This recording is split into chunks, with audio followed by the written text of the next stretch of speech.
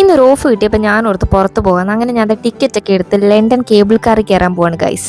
കുറേ നാളെ വിചാരിക്കുന്നു കയറണം, പക്ഷേ ഇതുവരെ സാഹചര്യം ഒത്തു വന്നില്ല. ഇന്നങ്ങനെ ഫൈനലി ഞാൻ കയറാൻ പോകുന്നത്. ഇതാണ് സാധനം. കാണാൻ കുഞ്ഞാണെങ്കിലും അകത്ത് നല്ല സ്പേഷ്യസ് ആണ് ഗൈസ്. അത്യാവശ്യം ഒരു ഫാമിലിക്കൊക്കെ കയറാൻ പറ്റും.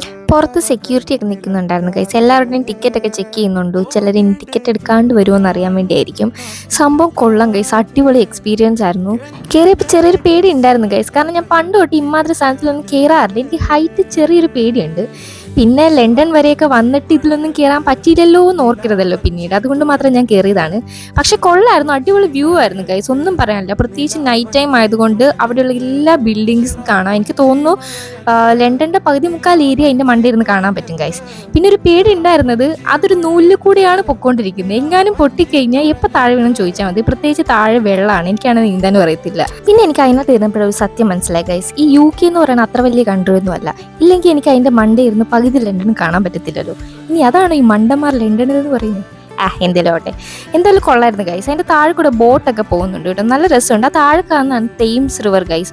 ഇത് കാണുന്ന പോലെ അല്ല കേട്ടോ ഗൈസ്. ഇത് ഭയങ്കര ഹൈറ്റിൽ കൂടെ പോകുന്നത്. ഇതും ഇതിൻ്റെ മാക്സിമം അല്ല. ഇനി ഇത് പൊക്കത്തേക്ക് പോകും. എന്തായാലും ഇതൊക്കെ എങ്ങനെ പണിതോ ആവോ. എന്തായാലും അടിപൊളി എക്സ്പീരിയൻസ് ആയിരുന്നു ഗൈസ്. ഇത് ലണ്ടനിലുള്ളവർ പോവാത്തവരാരെങ്കിലും ഉണ്ടെങ്കിൽ ഞാൻ മസ്റ്റായിട്ടും പറയും ഇത് പോകണം. കാരണം അത് നല്ല വ്യൂ. പ്രത്യേകിച്ച് നൈറ്റ് ടൈമിൽ പോകാനേ ഞാൻ സജസ്റ്റ് ചെയ്യുള്ളൂ.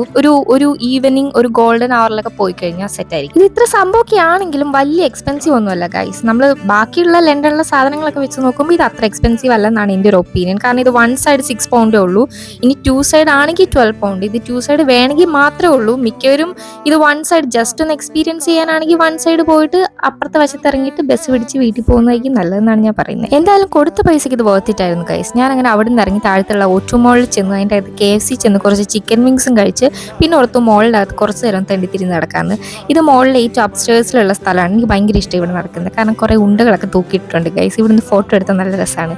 അങ്ങനെ അവിടുന്ന് കുറച്ച് വീഡിയോ ഒക്കെ എടുത്ത് ഞാൻ പിന്നെ നേരെ താഴത്തേക്ക് പോയി. ഒരു മിൽക്ക് കേക്കും വാങ്ങി ഒരു സൺഡേ വാങ്ങി നേരെ വീട്ടിലേക്ക് പോയി ഗൈസ്.